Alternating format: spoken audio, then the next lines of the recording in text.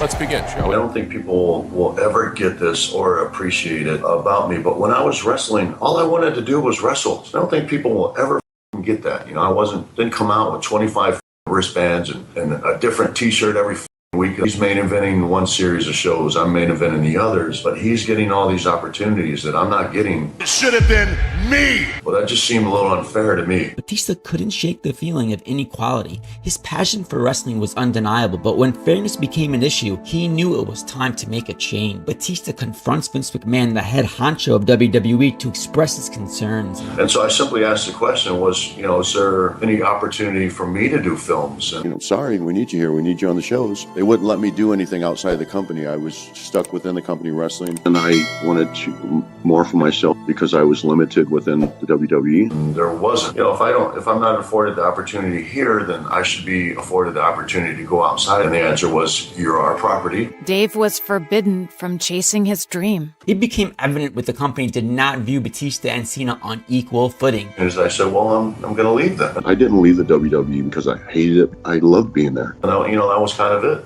And I gave them like almost a year's notice, and I gave them, I did whatever they asked me to do, and I busted my ass. Batista made the bold choice to leave WWE. I think a few people said goodbye to me and said thank you, but it was like a very few. Said that I will never go back to wrestling until I prove what I set out to prove, and that was that I could make it as an actor. And I lost everything because I took a chance on myself. Let me get this. International wrestling superstar John Cena took home a 280-pound She check. took me home. Believe it. How did a hero disappoint you like The Rock? One of the reasons there was such strong appeal for John Cena versus The Rock was the backstory of Cena taking shots at Rock during interviews. We had real problems with each other. I just don't like the guy personally. Cena felt that The Rock was disloyal to the wrestling world for leaving for so many years. This was not something the company asked him to do. This wasn't an angle or planned. John Cena genuinely felt abandoned by The Rock when he left for Hollywood. Around 2002, he just said deuces and kind of left WWE. So as a fan, I felt cheated,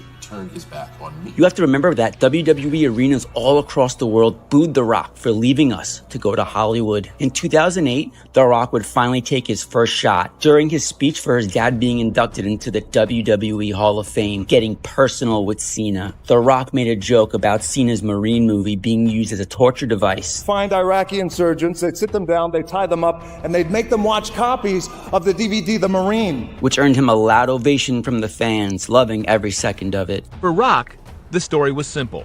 John Cena ran his mouth about me, he disrespected me, and now I'm back. Talk your shit now. The Rock was coming back to host WrestleMania, and Vince wanted this to be a big deal. Very few people knew it was going to be The Rock, whose music would hit on a live Raw in Anaheim to mark his return after a 7-year absence. In fact, the strong online buzz was that it was going to be Justin Bieber.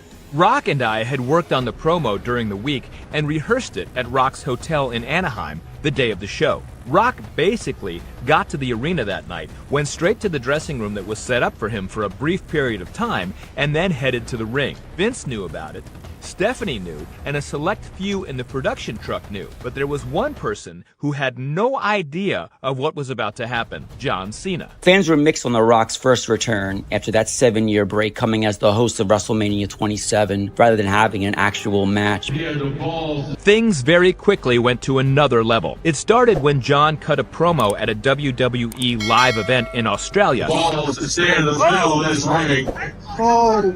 that he was back and that he was never leaving again. Where's the so-called people's champ? John even went so far as to say Rock lied when he said he was back and was never going to leave. This prompted an intense Facebook retort by Rock. See, John, when you run The Rock down, like you've been doing for years, about being an act, about being the people's champion, yeah, your two-faced ass has been trying to do the exact same thing. The promos between The Rock and John Cena did a great job of building this up. They made it extremely personal. When The Rock said he was never going away, that he has to be at every single show, every single night, every live event. No, John Cena, that's not what it means. Run in your mouth. I'm here. Rock's not here. Shut up. The Rock is already done. Rock was cutting his promo solo before John's music hit, and thanks to the wonder of high-definition television, you could see something was written there if you were looking for it. Bring up the promo on the forearm. As after the segment was over, he burst through the curtain, pointed at me, and shouted, "If it's on TV, it's fair game." And of course there are ramifications, and it led to some genuine... Afterward, I could tell Rock was not happy. But there are no do-overs on live television. John drew his line in the sand. Now the question was, how was The Rock going to respond? If it's a true story about Cena, Rock saw Cena making out with Eve. I guess he didn't tell her that he's got a wife. Cena and Rock broke the script to make it much more personal. Rock went out of his way to make a joke about Cena's real-life marriage during one of his concert performances. Those first 2 years, they truly hated each other and could not get on the same ground. And it wasn't until after John Cena lost. The moment the ice began to melt was right after. And the first thing I did was went to apologize to his mom. We had a great rivalry. Now, what's great, he's one of my best friends. He said you guys used to be rivals. True. Now you're friends. Yes. And Roman Reigns said he used to get, or still, that he puts a lot to conditioner in his hair. Yes, he does. That was like a problem to other wrestlers. It's like a Ghostbuster. It's slime to the point of it's slime. Yes. At SummerSlam 2010, why didn't you put the Nexus over?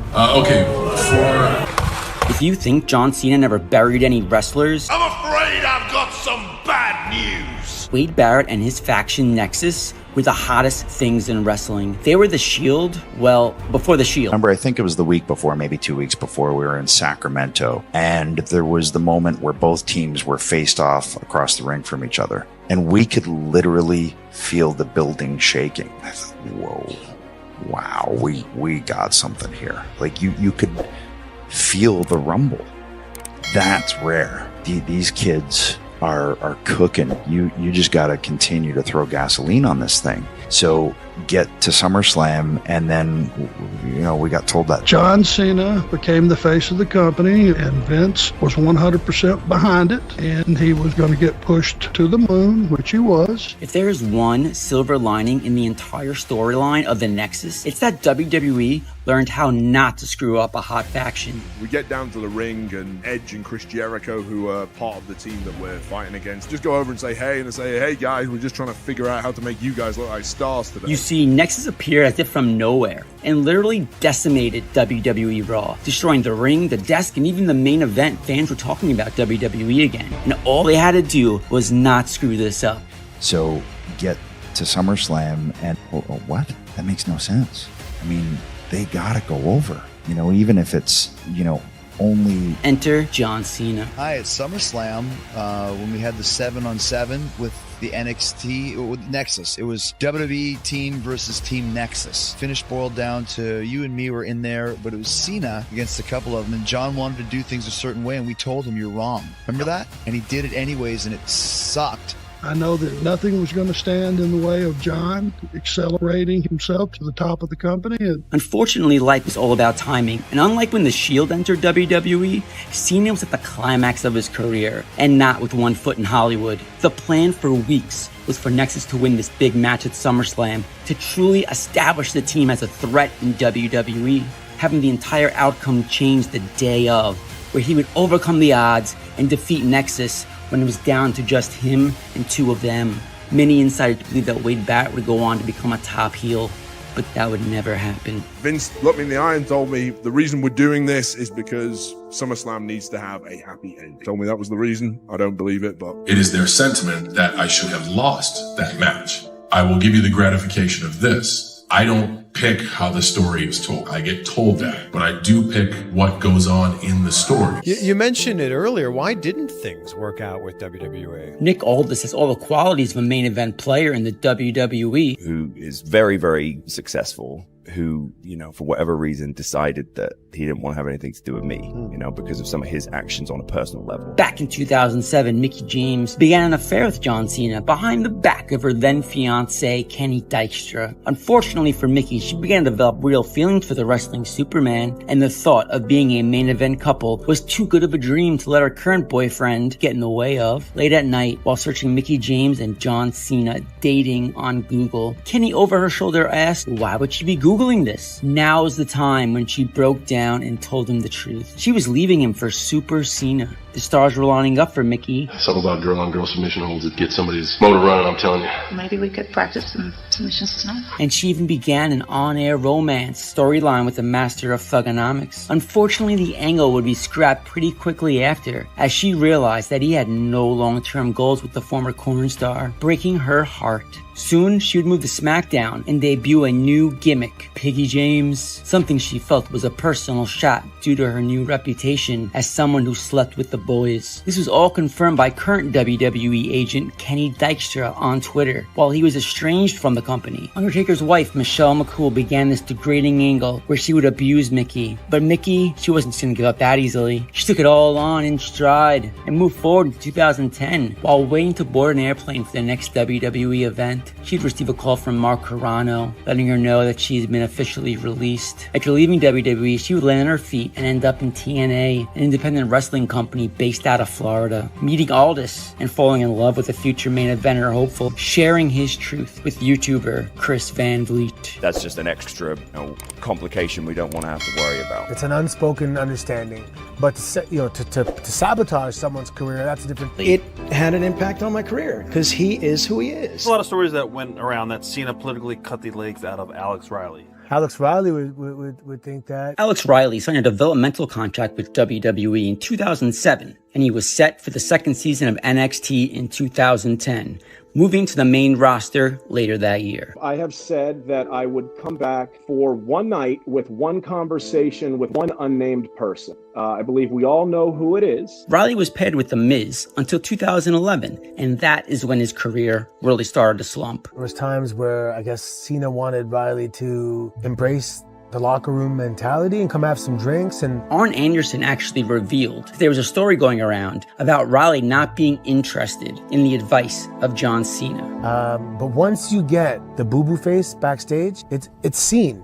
You can't hide that. There was a situation where he stood on his belief system of what he believed it took to be a main event wrestler in the WWE, and I stood on mine. So whatever happened, he got his ass chewed out. Sometimes he made a bad match, and his psychology was a little off sometimes. He looked great, hard worker. Maybe he got yelled at, and then it snowballed. Some of the things that, I think it came down to really at the end, like two men just not liking each other. Okay, dude, my hands are kind of in my butt. Right, you know what I'm saying? Let me just smell it, bro! I got one, Billy Gunn replied. Who the f*** are you? So it wasn't exactly a warm room when Rock and I strode in. Vince asked what we had in mind.